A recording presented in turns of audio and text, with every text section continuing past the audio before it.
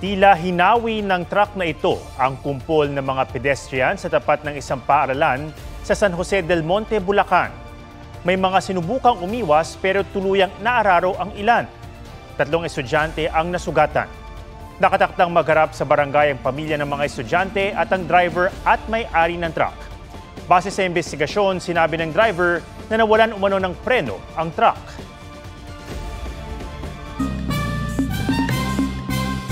Inaapula pa rin ang sunog na sumiklab ngayong gabi sa isang commercial building sa Santa Cruz, Maynila. May live report si Jamie Santos. Jamie?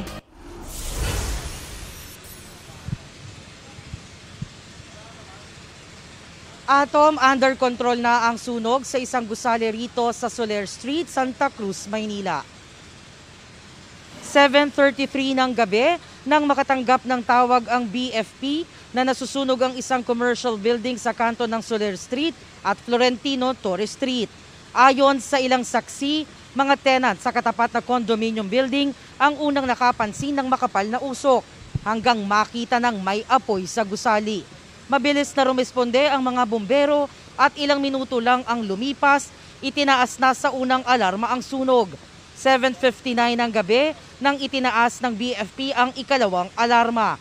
Ilang bumbero ang nakita nating umakyat sa ikalawang palapag ng establishmento para matukoy ang focal point ng apoy. May nakaantabay namang ambulansya sa lugar. Sa ngayon, nagsasagawa na ng mapping up operation ang BFP. Ayon sa BFP, hanggang ngayon po ay inaapula pa po ng ating mga kasamaang bumbero. Wala pa rin po tayong fire under control dahil po sa dami po ng nakalagay po sa stock po sa isang unit na po maraming stock po yung mga unit po na apektado po. Kailangan po natin gumamit ng mga breathing apparatus po.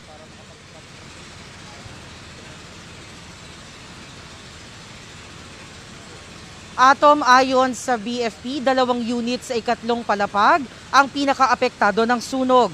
Nagpahirap din daw sa pag-apula ang makapal na usok dahil sa samot-saring stock ng paninda roon.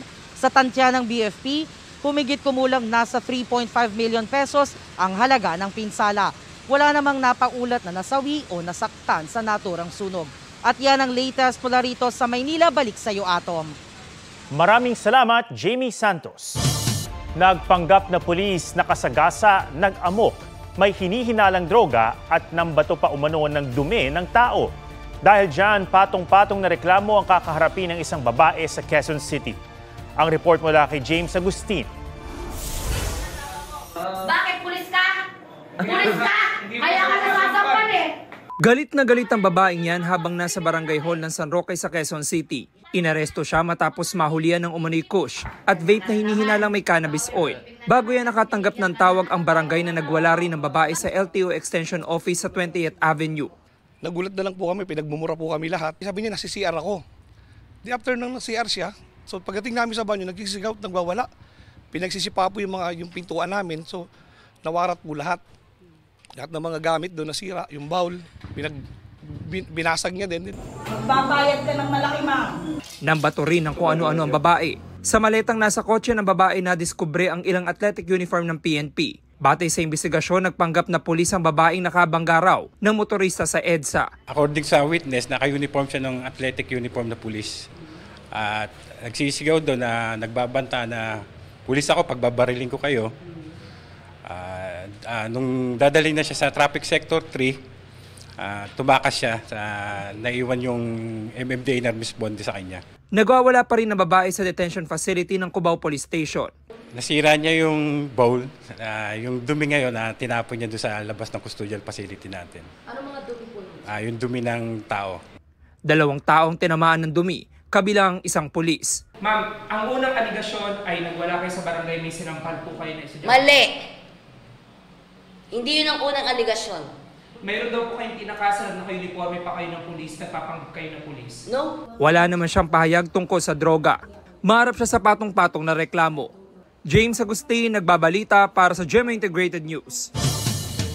Wala nang kasalang magaganap. Yan ang tugon ng influencer na si DJ Jelly Au, kasunod ng paghingi ng sorry ng kanyang fiancé na si Jam Ignacio matapos siyang saktan nito.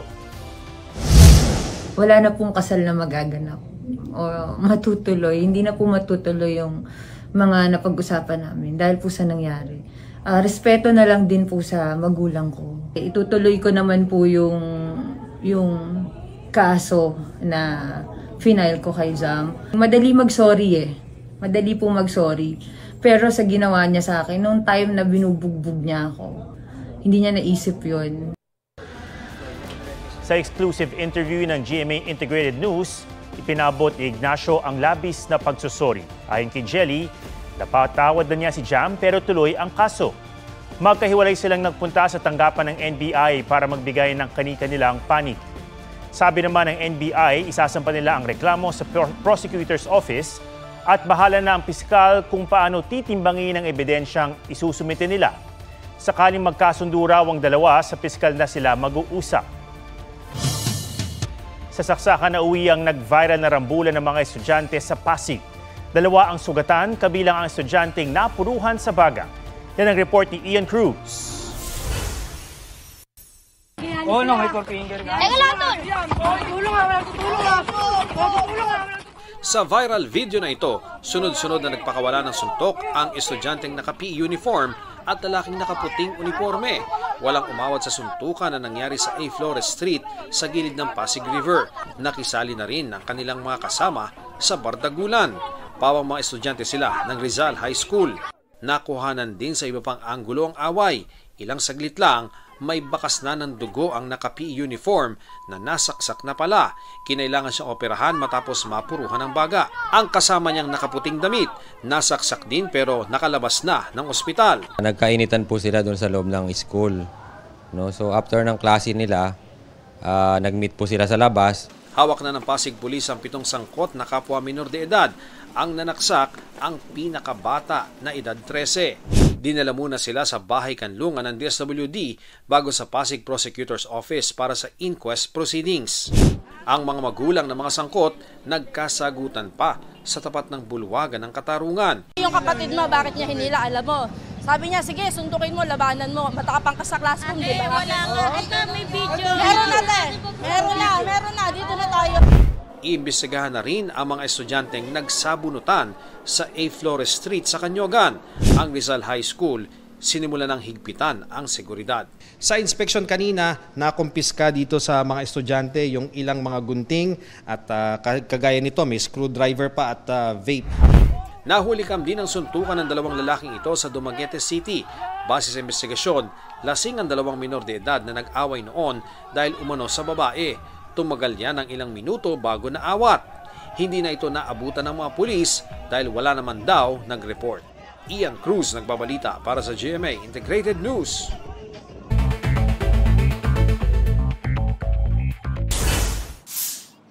Muli magpapatupad ng cashless toll collection sa mga expressway sa March 15. Pinasuspindi ni bagong Transportation Secretary Vince Dizon. Anya anti-poor ang pagtanggal sa cash lanes lalo't hindi kaya ng ilan ang minimum load. Marami rin naman ang aberya sa mga cashless toll gate na dapat munang ayusin. Bagsak presyo na nga, sobra pa ang supply ng kamatis sa Nueva Ecija na nasa 4 pesos kada kilo. Lugi na raw ang mga nagtatanim nito. Hiling nila, gawing 8 to 10 pesos ang farm gate price. Sa mga palengke, nasa 40 pesos ang kada kilo ng kamatis kumpara sa dating 320 pesos kada kilo. Halos 2,000 pulis ipakakalat sa Baguio City para tiyakin ang seguridad sa Paragbanga Festival. May mobile app din na inilunsad ng pulisya para sa mga turista. Mga labi ni Police Colonel Pergantino Malabed Jr. na kasama sa mga nasawi sa mid-air collision sa Washington DC sa Amerika, naiuwi na. Sinalubong ito ng PNP Class of 1998 na nagbigay pugay at pagkilala. Ivan Mayrina nagbabalita para sa GMA Integrated News. Mataas pa rin bagamat bahagyang bumaba ang dengue cases sa buong bansa sa mga nakalipas na linggo ayon sa Department of Health. Pero maingat pa rin ang ilang Pinoy. Sa Divisoria, maraming nagtitinda ng mga pangontralamok. Kung mabisa ang mga yan at ang ilan pang hakbang kontra lamok. Sa Tip Talk ni Katrina Son.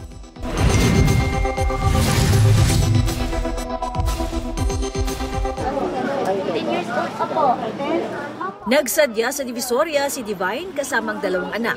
Hindi para sa damit o school supplies, kundi para sa pamalit sa nasira nilang electric mosquito repellent. todo iwas na raw sila sa lamok, lalo't nagka-dengue ang kanyang 10 taong gulang na anak nitong Disyembre. Tuwing hapon, nakapajama na po sila. Tapos yung sa bahay namin, anuhan ko ng walis tingting yung sulok-sulok. Kasi para maalis yung mga lamok. Bukod sa electric mosquito repellent, mabenta rin sa Divisoria ang mga insecticide spray, rechargeable plastic mosquito swatter, sticky mouse board na pwede rin sa langaw, at katol. Ayun yung mga usually na binibili ngayon dahil sa nangyari po sa QC. Katol ang gamit ni Aiza. Ginagamit ko tuwing hapon, gabi para iwas dumami lalo pa yung lamok sa bahay namin. Pero payo ng isang infectious disease doctor, hinay-hinay sa paggamit ng katol. There are studies that actually estimate that the particulate material that is produced from one burning mosquito coil is equivalent to actually 75 cigarettes to about 100 cigarettes. And this exposure can actually pose a health risk, lalo na kung yung bata ay meron hika. Hinay-hinay rin daw sa mga lotion na pantaboy sa lamok. It's a very good repellent. And unfortunately, sometimes some of the patients develop a skin reaction to the chemical substance. That's one. Ang mga lamok nabubuhay at dumarami sa mga naipong tubig o stagnant water gaya sa mga gulong. Kaya sa Barangay Old Balara, Quezon City, tinanggal ang mga lumang gulong sa mga bubong, pinalitan ng hollow blocks. Ang pag-aalis sa mga nakaimbak na tubig, isa sa mga hakbang sa paglilinis ng kapaligiran na malaking tulong daw para iwas lamok. Proteksyon din ang pagsusuot ng long sleeve shirt, pajama o jogging pants, lalo sa mga bata. Pati pagtatanim ng citronella na natural na pantaboy sa lamok. Katrina Son, nagbabalita para sa GMA Integrated News. Please welcome ang bagong katropa ni Kuya, Mavi Legaspi! What's up, madlang people? Sparkle star Mavi Legaspi, ipinakilala bilang kapuso royal tropa ni Kuya sa Pinoy Big Brother Celebrity Collab Edition. It was such a surreal feeling kasi, I've always dreamt of it. Tsaka, syempre, there are a lot of fans of PBB, Pinoy Big Brother, no? And I was also one of them. And just to see myself being one of the hosts. Ready kaya si Mavi na makita kahit sino sa PBB house? Aileen. I'm sure she'll do well. She's been in the industry for a while, so I'm sure it will be exciting din. Proud ding inamin ni Mavi ang relationship nila ni Ashley Ortega. So how is it so far? I mean, relationship-wise, I think we're just very focused sa work. South Korean actor na si So In-guk, bagong tourism ambassador ng Pilipinas. 감사합니다. mahal ko kayo. Management ni Korean Opa Lee Min-ho, itinangging may personal na kaugnayan o koneksyon siya sa 2NE1 member na si Park Bom. Nagugat ang issue na mag-post si Park Bom ng pictures ni Lee Min-ho na may caption na My Husband. Josh and I have separated. We're good friends. Josh and Geraldine ng Blackman family, hiwalay na. Ayon kay Geraldine, naghahanap lang siya ng right timing para sa anunsyo. Nagpasalamat siya sa mga sumuporta sa kanilang pamilya. Nelson Canlas, nagbabalita para sa GMA Integrated News. Huwag magpahuli sa mga balitang dapat niyong malaman. Mag-subscribe na sa GMA Integrated News sa YouTube.